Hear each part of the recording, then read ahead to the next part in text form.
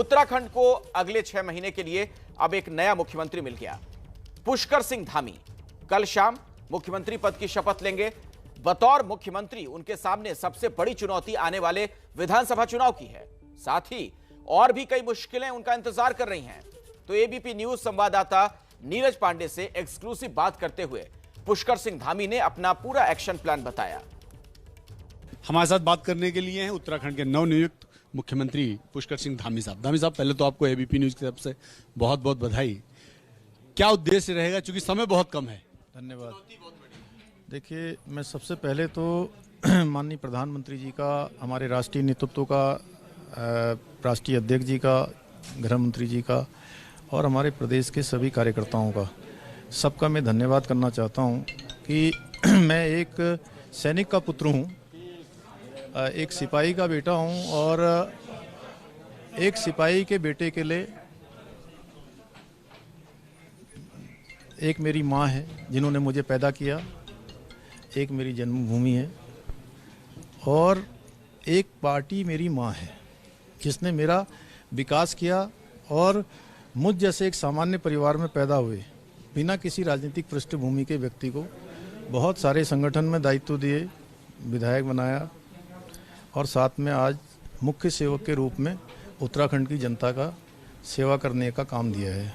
तो उनकी जो भी अपेक्षाएं हैं, जो पार्टी नेतृत्व की अपेक्षाएं हैं और उत्तराखंड की जनता की जो अपेक्षाएं हैं, मैं कोशिश करूंगा कि हर संभव उनकी अपेक्षाओं पर खरा उतरूं। उसके लिए मेरा हर संभव प्रयास रहेगा। पुष्कर जी, बहुत थोड़ा समय बचा है इस कार्यकाल का, इस पंचवर्षीय का, और चुनौतियां बहुत बड़ी हैं। क्योंकि आपको 2022 का चुनाव लड़ना है, तो कोई दिमाग में ब्लूप्रिंट है कि नहीं आप लोग 2022 में फिर से रिटर्न करेंगे इस उद्देश्य के साथ? देखिए, निश्चित रूप से हमारी सरकार ने बहुत सारे काम किए हैं, बहुत सारे काम किए हैं। पूरे प्रदेश के अंदर काम में कोई कमी नहीं है और मोदी जी के नेतृत्व में जो उनका एक मूल मंत्र है, ध्येय वाक्य है कि सबका साथ, सबका विकास और सबका विश्वास, उस ध्येय मंत्र को लेकर हम लोगों के बीच में जाएंगे। और समय, जो आप कमी की बात कर रहे हैं, समय काम करने वालों के लिए कम नहीं होता है।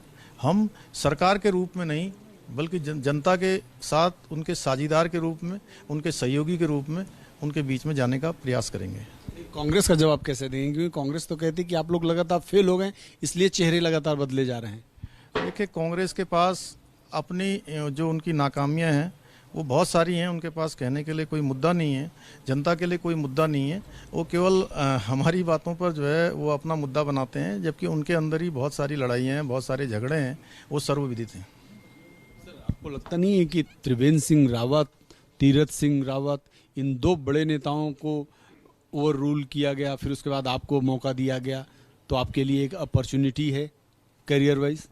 देखिए, भारतीय जनता पार्टी में किसी भी कार्यकर्ता को कभी भी कोई भी काम दिया जा सकता है और जिस कार्यकर्ता को जो काम दिया जाता है, समय, परिस्थिति, देश परिस्थिति, काल के हिसाब से वो उसमें खरा उतरता है। मुझे मेरी पार्टी ने काम दिया है, पार्टी मेरी माँ है। मैंने कहा, मेरी माँ ने जो मुझे काम दिया है, मेरी कोशिश होगी सबको साथ में लेके, जो हमारे बड़े हैं, जो हमसे छोटे हैं, सबके साथ मिलकर हम काम करेंगे और एक नया उत्तराखंड बनाएंगे। सर, एक अंतिम सवाल मेरा, कल चूंकि आप शपथ लेने का आपका समय निर्धारित है, तो क्या आपके साथ कुछ मंत्री भी शपथ लेंगे?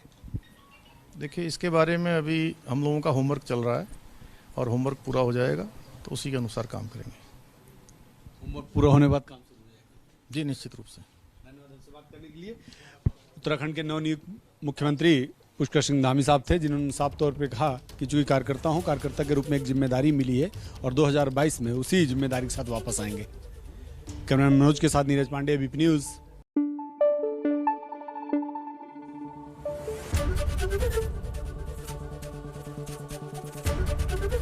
एबीपी न्यूज आपको रखे आगे।